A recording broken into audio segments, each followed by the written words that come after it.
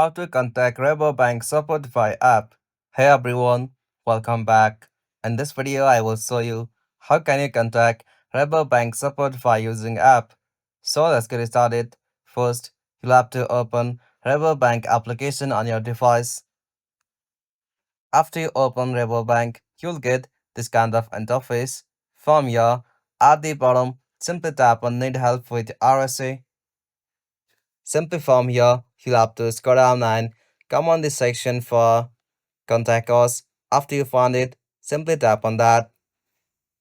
Now from here, contact phone number is provided here, like you can contact it by calling here, or you can also contact using any social media platform. Simply tap on follow us.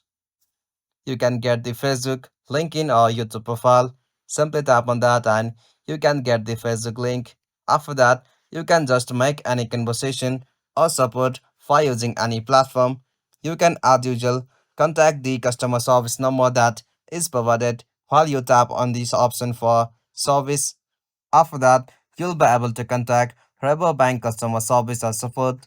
If you found this video helpful, please make sure to like and subscribe for more videos like this. Thanks for watching. Have a good day.